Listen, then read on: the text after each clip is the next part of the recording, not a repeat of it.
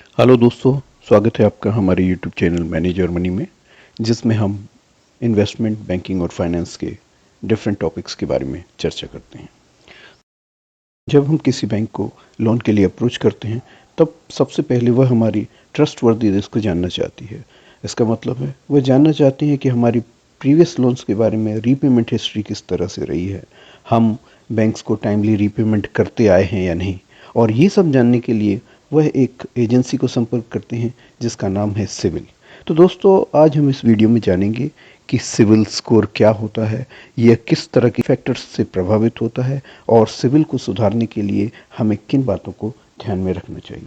दोस्तों, civil score एक 3 digit credit score होता है जो कि किसी भी इंडिविजुअल या किसी भी बिजनेस जो कि प्रोप्राइटरशिप, पार्टनरशिप, इवन कंपनी के फॉर्म में हो सकता है, को उनके क्रेडिट वर्दीनेस के आधार पर असाइन किया जा सकता है। इसकी रेंज 300 से लेकर 900 तक होती है और सिविल स्कोर आपका जितना ज़्यादा होता है उतना अच्छा होता है।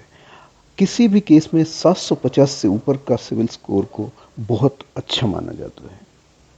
अब आप सोचेंगे कि यह स्कोर या इंफॉर्मेशन आती कहाँ से है। तो दोस्तों, हमारे देश में सभी फाइनेंशियल इंस्टीट्यूशंस या एनबीएफसीज अपने ग्राहकों का डेटा, उनका क्रेडिट वर्दीनेस और ट्रैक रिकॉर्ड को इस एजेंसी के साथ शेयर करती है और उसके आधार पर यह स्कोर डिराइव किया जाता है। आप इस स्लाइड में देख सकते हैं कि सिविल स्कोर किस तरह से दिखता है। आप देखेंगे कि ये स्कोर डिफरेंट रेंजेस में होता है, जो 300 से लेके 900 तक वेरी करता है। 300 टू 550 का स्कोर लो स्कोर माना जाता है। 550 टू 650 का स्कोर एक मीडियम स्कोर है। 650 से ऊपर का स्कोर 750 तक अच्छा स्कोर है और उसके बाद अगर 750 से 900 के बीच में आपका स्कोर है तो ये काफ़ी अच्छा स्कोर माना जाता है, एक्सीलेंट स्कोर है। दोस्तों, अब हम जान लेते हैं कि सिविल स्कोर किन बातों को रिफ्लेक्ट करता है या वो कौन से फैक्टर्स हैं जो सिविल स्कोर को डिसाइड करने के लिए ज़रूरी हैं। तो दोस्तों, इसमें सबसे पहला फैक्टर है आपका रीपेमेंट हिस्ट्री या क्रेडिट डिसिप्लिन। दोस्तों, आपने कभी भी पहले अगर लोन लिया है तो आपका रीपेमेंट का किस तरह का ट्रैक रिकॉर्ड रहा है। आप उसको टाइमली रीपे करते हैं, आपकी ईएमआई बाउंस होती है, आप उसको कुछ दिनों बाद पे करते हैं या कभी आपने डिफ़ॉल्ट किया है। इन सब बातों का आपके क्रेडिट स्कोर पर डायरेक्टली असर पड़ता है। दूसरा फैक्टर है हाई क्रेडिट यूटिलाइजेशन। मान लीजिए आपने कोई लोन लिया है या आपको कोई लिमिट मिली हुई है, ओवरड्राफ्ट लिमिट या क्रेडिट कार्ड की लिमिट, तो आप इसका यूटिलाइजेशन किस तरीके से करते हैं। कई लोग अपनी लिमिट को फुल्ली यूटिलाइज करते हैं और उनकी लिमिट के बाद इतना स्पेस भी नहीं होता कि उस पर इंटरेस्ट भी आसानी से रिकवर किया जा सके। तो अगर आप अपनी लिमिट्स को या पूरी तरह यूटिलाइज करते हैं या क्रेडिट कार्ड में मान लीजिए आपको 1 लाख रुपए की क्रेडिट लिमिट दी गई है और आप उसको पूरी तरह यूटिलाइज करते हैं, तो इससे एक थोड़ा सा नेगेटिव असर जाता है, जिससे पता लगता है कि आपको क्रेडिट की बहुत ज़्यादा ज़रूरत है या फिर आपके पास अपना पैसा या जिसको मार्जिन मनी कहते हैं उसकी काफ़ी कमी है। तो ये भी आपके क्रेडिट स्कोर को अफेक्ट करता है। तीसरा फैक्टर है मल्टीपल इंक्वायरीज। दोस्तों, कई बार क्या होता है कि आपको अगर कोई लोन की रिक्वायरमेंट होती है तो आप बिना कुछ ज़्यादा एनालिसिस किए कि आपको किस बैंक या किस एनबीएफसी के साथ लोन लेना है, आप कई जगहों पे अपनी फाइल लगा देते हैं या एप्लीकेशन लगा देते हैं। तो उन सभी जगहों पर आपकी क्रेडिट इंक्वायरी की जाती है। तो उससे क्या है, मल्टीपल इंक्वायरी आने के बाद ऐसा लगता है कि आपको पैसे की बहुत ज़्यादा ज़रूरत है या आप लिक्विडिटी क्रंच से गुजर रहे हैं और उसके कारण भी आपका सिविल स्कोर अफेक्ट होता है। दोस्तों, चौथा फैक्टर जो आपके सिविल स्कोर को अफेक्ट करता है वो है क्रेडिट मिक्स। क्रेडिट मिक्स का मतलब ये है कि आपने अभी तक किस तरह के लोन लिए हैं, उनकी रीपेमेंट हिस्ट्री क्या है। अब कई बार आप सिर्फ कुछ छोटे छोटे लोन लेते हैं या अनसिक्योर्ड लोन लेते हैं, तो उससे आपकी क्रेडिट लेने की एबिलिटी या रीपेमेंट करने की एबिलिटी को पूरी तरह नापा नहीं जा सकता है। इसलिए अगर आप सिक्योर्ड, अनसिक्योर्ड या अलग अलग तरह के लोन लेते हैं और उनका टाइमली रीपेमेंट करते हैं, तो उससे आपकी क्रेडिट हिस्ट्री के बारे में ज़्यादा अच्छे से पता लगता है। दोस्तों, अब हम जानेंगे कि अच्छा सिविल स्कोर होने के क्या फ़ायदे होते हैं। अच्छा सिबिल स्कोर होने के कारण आपकी एक्सेप्टेबिलिटी हर जगह पर बढ़ जाती है। कोई भी बैंकिंग और एनबीएफसी कंपनी अगर आपका अच्छा क्रेडिट स्कोर होता है तो आपको बड़ी आसानी से लोन देते हैं। साथ ही आपको बेस्ट इंटरेस्ट रेट ऑफर होते हैं, जिसका अल्टीमेटली आपको काफ़ी फाइनेंशियल प्रॉफिट होता है। दूसरी तरफ अक्सर 550 से नीचे के स्कोर में लोन के लिए ज़्यादा एंटरटेन नहीं किया जाता है। 550 से लेकर 650 के स्कोर के बीच में आपसे कई बार इंक्वायरीज की जाती हैं कि स्कोर कम होने का क्या कारण है। साथ ही अगर कोई सेटलमेंट या कोई रीपेमेंट डिफ़ॉल्ट दिखता है तो उसके बारे में भी आपसे एक्सप्लेनेशन मांगा जाता है। इसके बाद अब हम जानेंगे कि क्रेडिट स्कोर किस तरह से रिफ्लेक्ट होता है। जैसे अभी मैंने बताया कि क्रेडिट स्कोर वेरी कर सकता है, लेकिन बहुत सारे केसेस में कोई क्रेडिट स्कोर रिफ्लेक्ट नहीं करता है, बल्कि उसके जगह पर एनी, जिसका मतलब है कि अभी तक आपने कोई लोन नहीं लिया है या लोन काफ़ी टाइम से लिया है तो उसके बाद 2-3 साल से कोई नई एक्टिविटी नहीं है तो नो एक्टिविटी, या एनएच, एनएच मतलब नो क्रेडिट हिस्ट्री, इस तरह से भी रिफ्लेक्ट कर सकता है। कई मामलों में यह -1 भी रिफ्लेक्ट करता है, जिसका मतलब सफिशिएंट क्रेडिट हिस्ट्री नहीं है जिसके आधार पर कोई सिविल स्कोर रिप्रेजेंट किया जा सके। दोस्तों, अभी तक हम ये जान चुके हैं कि सिविल स्कोर क्या होता है, कौन से फैक्टर्स हैं जो उसको अफेक्ट करते हैं, अगर हमारा अच्छा सिविल स्कोर हो तो हमें क्या बेनिफिट्स होते हैं। अब हम ये जानेंगे कि अगर हम अपना सिविल स्कोर चेक करना चाहें तो उसे कैसे चेक कर सकते हैं। दोस्तों, अगर आप अपना सिविल स्कोर चेक करना चाहें तो ये काफ़ी आसान है। अगर आप इसको गूगल में भी सर्च करेंगे तो डायरेक्ट गूगल आपको सिविल.com पर ले जाता है और इसमें आप लॉगिन करके अपना सिविल स्कोर चेक कर सकते हैं। इसके साथ ही बहुत सारी दूसरी कंपनीज भी आपको आपका सिविल स्कोर चेक करने में मदद करती हैं, जो कि आप अगर गूगल पर सर्च करेंगे तो आपको बड़ी आसानी से मिल जाएगा।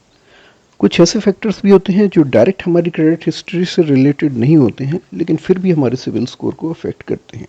जैसे कि अगर आपने किसी लोन में गारंटी दी हुई है और वो लोन डिफ़ॉल्ट होता है, तो एक गारंटर होने के नाते आपके सिविल स्कोर पर भी इसका असर पड़ता है।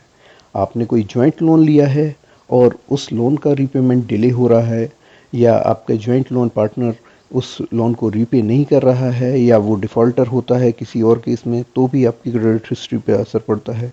दूसरा, आपने कोई और एड ऑन कार्ड लेके आपने किसी दोस्त को, रिश्तेदार को या फैमिली मेम्बर को दिया है और उसका पेमेंट नहीं हो रहा है, तो भी आपकी सिविल हिस्ट्री पर उसका अंतर पड़ता है।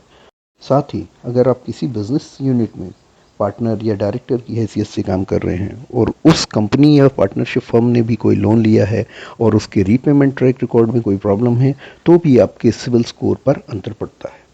कई बार दोस्तों हम देखते हैं कि सिविल में कुछ ऐसे लोन या केसेस रिफ्लेक्ट कर रहे होते हैं जिनको हमने फुल्ली रीपे कर दिया है या जो लोन अकाउंट बंद हो चुके हैं। तो इस तरह की कुछ रिकॉर्ड्स के कारण भी हमारे सिविल स्कोर पर अंतर पड़ता है। तो हम इसके बारे में बाद में जानेंगे कि हम किस तरीके से, अगर कोई डिस्प्यूट है या इंफॉर्मेशन है जो सही नहीं है और हमारी सिविल में रिफ्लेक्ट हो रही है, तो किस तरह से हम उसका रेक्टिफिकेशन कर सकते हैं। अब कई बार ये प्रश्न आता है कि चलिए, आज तो मेरा सिविल स्कोर उतना सही नहीं है, लेकिन इसको इम्प्रूवमेंट करने के लिए हम क्या कर सकते हैं। तो जैसे कि हमने जाना कि हमारी क्रेडिट हिस्ट्री से हमारे सिविल स्कोर पर बहुत ज़्यादा इम्पेक्ट आता है। तो सबसे पहले अगर आप अपना स्कोर इम्प्रूव करना चाहते हैं तो क्रेडिट हिस्ट्री बनाने की ज़रूरत होती है। तो अगर आपका क्रेडिट स्कोर अभी कम है तो आप कुछ नए लोन लें, छोटे लोन लें और उनका रीपेमेंट टाइमली करें और उनको टाइमली क्लोज करें। इसके साथ ही आप कुछ सिक्योर्ड लोन ले सकते हैं जिनमें डिफ़ॉल्ट के कोई चांसेस नहीं होते हैं, जैसे गोल्ड लोन, एफडी के अगेंस्ट ओडी। कोई अगर आपको क्रेडिट कार्ड ऐसे अनसिक्योर्ड क्रेडिट कार्ड नहीं मिल पा रहा है तो एक एफडी के अगेंस्ट क्रेडिट कार्ड ले सकते हैं और उसका टाइमली रीपेमेंट करके अपनी क्रेडिट हिस्ट्री बना सकते हैं, जिससे आपका क्रेडिट स्कोर इम्प्रूव होगा। इसके अलावा आपको कुछ बातों का ध्यान रखना है कि ताकि वो आपके क्रेडिट रिकॉर्ड को इम्पेक्ट ना करे। जैसे कि अगर आप कोई क्रेडिट कार्ड लेते हैं या कोई और लोन लेते हैं तो उसमें जो ड्यूज़ होते हैं उसको, अगर कुछ मिनिमम ड्यूज़ हैं, किसी कारण से आप फुल पेमेंट नहीं भी कर पा रहे हैं तो कुछ मिनिमम ड्यूज़ होते हैं तो उनको पे ज़रूर करते रहें। साथ ही कुछ कभी अनफोर्सीन सर्कमस्टेंसेस के आने के कारण, कभी नौकरी छूट जाने के कारण, बिजनेस नहीं चलने के कारण, अगर रीपेमेंट में कोई प्रॉब्लम आ रहा है तो अपने बैंक या एनबीएफसी को अप्रोच करें और रीस्ट्रक्चर करने की कोशिश करें, उसके लिए अप्लाई करें, ताकि आपका क्रेडिट ट्रैक रिकॉर्ड ख़राब ना हो। और उनको प्रायर इंटीमेशन देने से हो सकता है वो आपको कोई कुछ इंस्टॉलमेंट्स को आगे के लिए भी सेटल कर सकते हैं। अगर किसी रीपेमेंट को लेकर आपका बैंक या एनबीएफसी से कोई डिस्प्यूट चल रहा है तो भी आप उसका पेमेंट ज़रूर करें। हालांकि उसको रेज कर सकते हैं, लेकिन इस दौरान आपको पेमेंट रोकना नहीं है। पेमेंट रोकने के कारण आपका क्रेडिट रिकॉर्ड खराब होता है। और ऐसे कोई डिस्प्यूट रेज ना हो, उसके लिए लोन लेते वक्त ही आपको अपना लेंडर काफ़ी सावधानी से चूज़ करना चाहिए, जिसके कोई हिडन चार्जेस ना हो या unnecessary cheque bouncing charges, EMI bouncing charges ना लगाता हो, ताकि ऐसी डिस्प्यूट की कोई स्थिति ना बने और आपका क्रेडिट स्कोर ख़राब ना हो। दोस्तों, इसके बाद अगर इसके बावजूद कोई चीज़, कोई रिकॉर्ड आपकी सिविल में रिफ्लेक्ट हो रहा है जो जिससे आप एग्री नहीं हैं और जिसे आप हटाना चाहते हैं, तो आप इस डिस्प्यूट को सिविल के साथ सिविल कंज्यूमर डिस्प्यूट रेजोल्यूशन पर रेज कर सकते हैं। तो यह आपका ऑब्जेक्शन वो बैंक या एनबीएफसी के साथ टेकअप करते हैं, जिसको उनके रिजोल्यूशन के साथ इसको हटाया जा सकता है। अगर हम इन सभी चीज़ों को ध्यान में रखते हैं, मल्टीपल इंक्वायरीज से बचते हैं, क्रेडिट लिमिट का यूटिलाइजेशन थोड़ा रेशनलाइज वे में करते हैं, यानी कि मैक्सिमम यूटिलाइजेशन से बचते हैं, तो धीरे धीरे आपका क्रेडिट स्कोर इम्प्रूव होना शुरू हो जाता है।